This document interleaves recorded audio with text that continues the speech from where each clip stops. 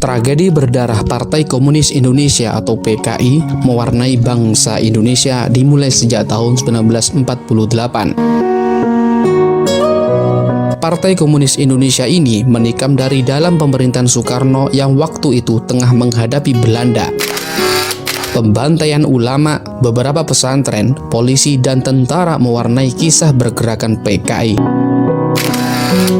Puncaknya adalah pada tahun 1965 yang dikenal dengan Gerakan 30 September 1965 atau G30S PKI, yang mana PKI tertuduh sebagai dalang dalam pembantaian jenderal-jenderal terbaik Indonesia.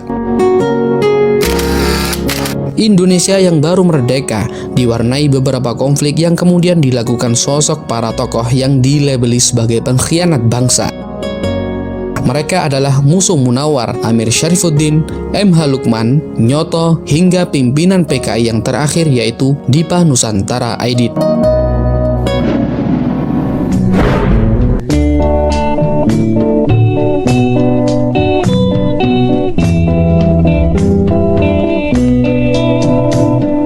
Tokoh-tokoh PKI ini diketahui kemudian mati dengan cara yang tragis.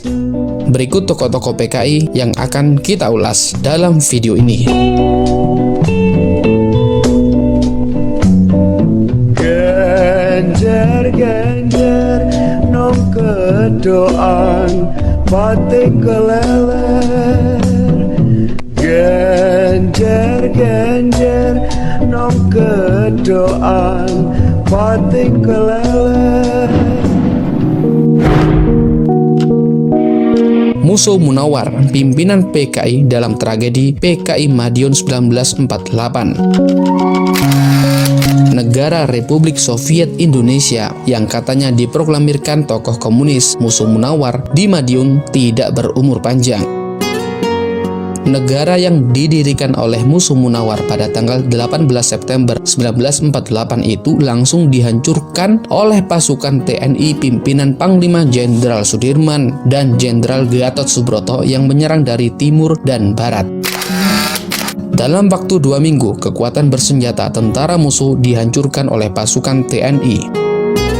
Akhirnya, Musuh Munawar, Amir Syarifuddin, dan anggota PKI lainnya melarikan diri. Ketika di tengah jalan, Amir Syarifuddin dan Musuh Munawar berbeda pendapat. Musuh melanjutkan perjalanan hanya ditemani beberapa pengawal. Pada tanggal 31 Oktober 1948, pasukan TNI di bawah pimpinan Kapten Sumadi memergoki musuh di Purworejo. Musuh Munawar menolak menyerah dan melarikan diri. Dia bersembunyi di sebuah kamar mandi.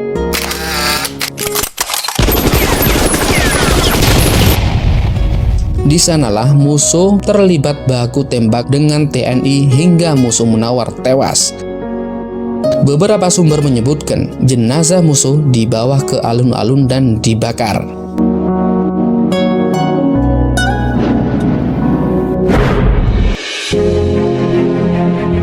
Amir Syarifuddin, sang mantan Perdana Menteri dalam tragedi PKI Madiun 1948. Amir Syarifuddin pernah menempati sejumlah posisi penting dalam Indonesia yang baru saja merdeka. Dia pernah menjadi Menteri Penerangan, Menteri Pertahanan, bahkan Perdana Menteri Republik Indonesia. Akan tetapi, hasil perjanjian Renville memutar nasib Amir Syarifuddin. Saat itu, Amir Syarifuddin menjadi negosiator Republik Indonesia dalam perjanjian itu. Isi perjanjian Renville memang tidak menguntungkan Republik Indonesia. Belanda hanya mengakui Yogyakarta, Jawa Tengah, dan Sumatera. Akhirnya, Amir Syarifuddin dipecat oleh Presiden Soekarno. Kabinetnya jatuh. Merasa sakit hati, akhirnya dia kemudian bergabung dengan FDR dan BKI-nya musuh dalam tragedi PKI Madiun. Bisa dibilang Amir Syarifuddin bukanlah tokoh PKI asli. Dia hanya sakit hati karena dipecat dan merasa disingkirkan oleh Presiden Soekarno.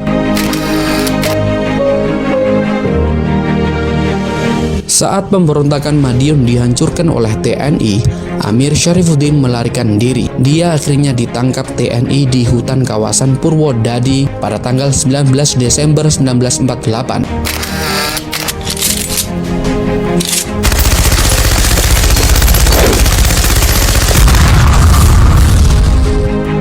Bersamaan dengan agresi militer kedua, Amir Syarifuddin ditembak mati bersama para pemberontak Madiun yang tertangkap. Eksekusi akhirnya dilakukan dengan terburu-buru oleh TNI. Sebelum meninggal dunia, Amir Syarifuddin menyanyikan lagu Internasionale yang merupakan lagu komunis. Amir Syarifuddin juga menyempatkan menyanyikan lagu Indonesia Raya. Akhirnya peluru seorang polisi militer mengakhiri hidup Amir Syarifuddin.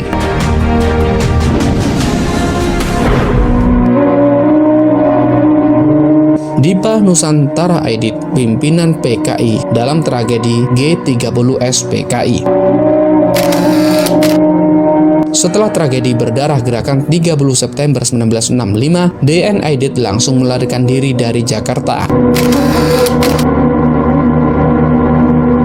Aidit lari ke daerah basis-basis PKI di Yogyakarta. Lalu Aidit berkeliling ke kota Semarang dan kota Solo. Dia masih sempat menemui beberapa pengurus PKI di daerah untuk melakukan koordinasi. Atau penjelasan detail lainnya sehubungan dengan pertanyaan.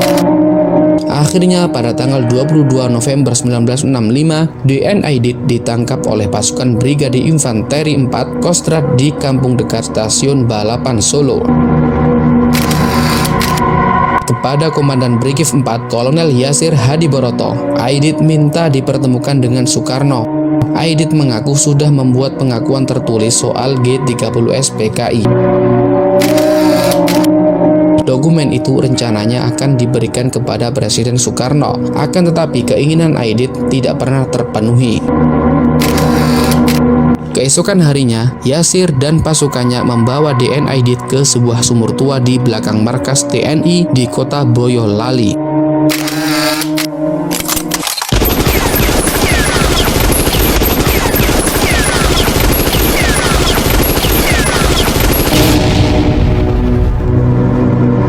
DN Aidit berpidato berapi-api sebelum ditembak.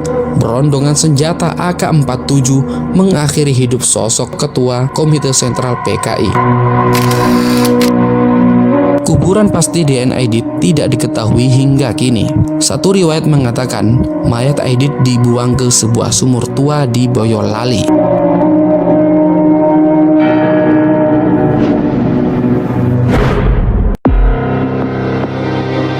MH Lukman dalam tragedi G30S PKI.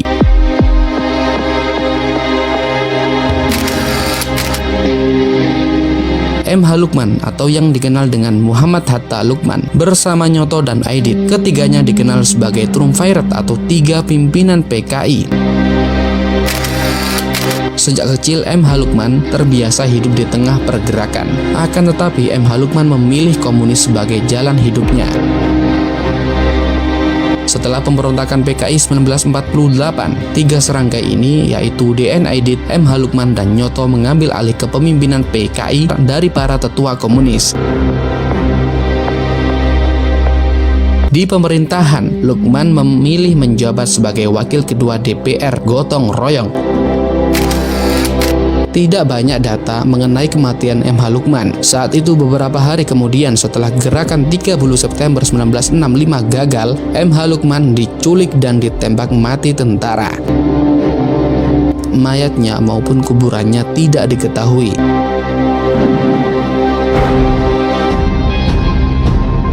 Nyoto dalam tragedi G30S PKI. Nyoto adalah sosok yang menjadi Menteri Kabinet Dwi Korah.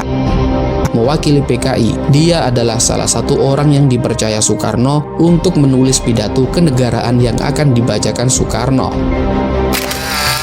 Sosok Nyoto juga merupakan seorang seniman, pemusik, dan politikus yang cerdas. Menjelang tahun 1965, isu berhembus. Nyoto diisukan berselingkuh dengan wanita Rusia. Inilah yang membuat DN Aidit memutuskan akan memecat Nyoto. Menjelang G30S PKI, Nyoto sudah tidak lagi diajak rapat pimpinan tinggi PKI.